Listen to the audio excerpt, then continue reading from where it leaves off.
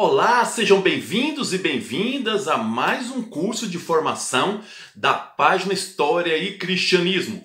E se você gosta das nossas formações, se você acredita no nosso projeto, eu peço encarecidamente que você então compartilhe, acione o sininho, chame mais pessoas para fazer parte aí desse grande grupo de formação de História e do Cristianismo. Hoje nós vamos finalizar o Atos dos Apóstolos, fazer a hermenêutica, a interpretação desse texto. Então, capítulo 28, que vai do versículo 1 até o 31. No último vídeo, tá aí, né? Você pode observar nas nossas páginas. Nós vimos então que houve um grande naufrágio. Paulo e aqueles que estavam viajando para Roma, então foram jogados numa ilha chamada Ilha de Malta. O texto de Lucas, do Atos dos Apóstolos, fala que eles foram muito bem tratados pela população local.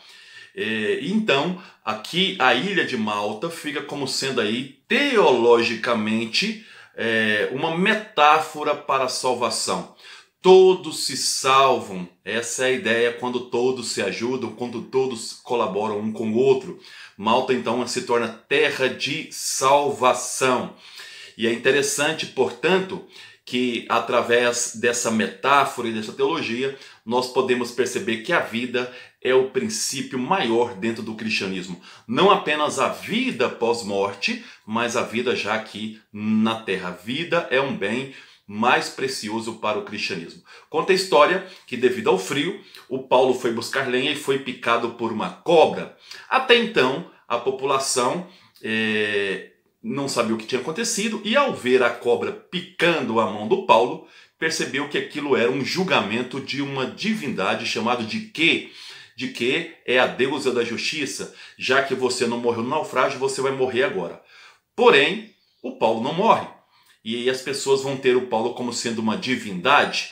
Tá? Na verdade, o que o Lucas está fazendo é lendo o Salmo 93, versículo 13, que diz: você caminhará sobre cobras e víboras e pisará sobre leões e dragões, e eu o livrarei, porque a mim se apegou. Então Paulo está, na verdade, lendo este salmo quando está escrevendo esse texto. O anúncio cristão, tá? Primeiro então, através desse texto do capítulo 28, é a salvação da morte. Paulo se salvou da morte. Essa é aí a fala do texto. Depois o Paulo vai curar aí o pai do Públio, que é um pretor romano. Ele estava com febre, náusea, o Paulo cura ele, e aí toda a população vem até o Paulo trazendo os seus doentes, o que mostra que o Paulo ele segue ainda o discipulado de Cristo, porque Cristo passou a vida curando as pessoas.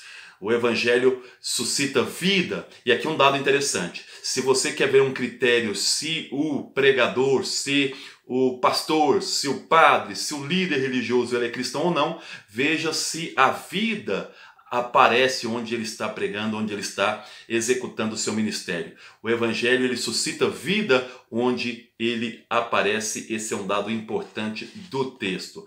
Dali, o grupo foi levado então até uma cidade chamada Puteoli, que tinha uma comunidade de irmãos. E aqui nós não sabemos se esses irmãos eram judeus já cristianizados, se não eram, se já eram só cristãos. O fato é que Paulo fica ali com esse grupo durante 7 dias e depois eles zarpam para Roma. Em Roma, uma comunidade já antecede o Paulo em 2 lugares.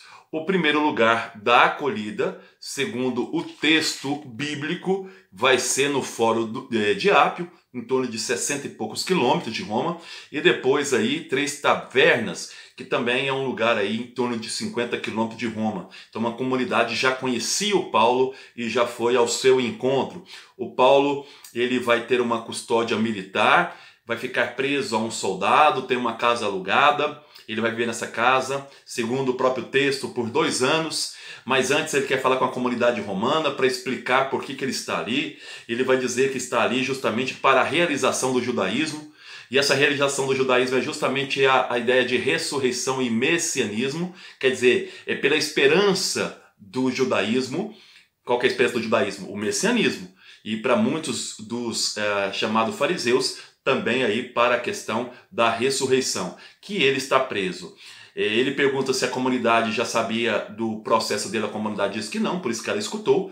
Muitos não acreditam nele, outros concordam com ele segundo o texto. Portanto, aqui, pela última vez, o Paulo professa sua fidelidade ao judaísmo, e o que o Lucas quer dizer aí no texto, no capítulo 28, é que o cristianismo não é mais uma seita do judaísmo, mas que o cristianismo agora é, na verdade, a realização mais profunda do judaísmo. Através do cristianismo, o judaísmo encontrou o seu maior significado. Portanto, o cristianismo não é uma seita do judaísmo, é isso que está afirmando Lucas. E o Lucas vai citar o texto de Isaías 6, versículo de 9 a 10, onde o Isaías fala que mesmo pregando, os homens não acreditam. Então, é uma espécie de denúncia desses que não acreditam no cristianismo que ele está falando. É muito importante observar, então, o texto termina dizendo que o Paulo ficou mais 2 anos. Aqui fecha-se o ciclo, porque lá no capítulo 1, versículo 8, fala que o evangelho ia chegar aos confins da terra. Os confins da terra aqui na cabeça do Lucas é Roma. Só não esquecer que o Lucas, embora possivelmente saiba da morte do Paulo, ele não cita essa morte porque esse não é o objetivo. O Atos dos Apóstolos é um livro aberto para que nós continuemos construindo aí a história do cristianismo a partir de Jesus. Um dado interessante é que quem cita a morte de Paulo pela primeira vez é um homem chamado Clemente Romano. Ele vai dizer que o Paulo deu a vida pelo evangelho, não fala como. E aí, 4 séculos depois, no século IV, o homem chamado Eusébio de Cesareia vai dizer que o Paulo foi decapitado em Roma. É isso aí, muito obrigado, até o próximo programa.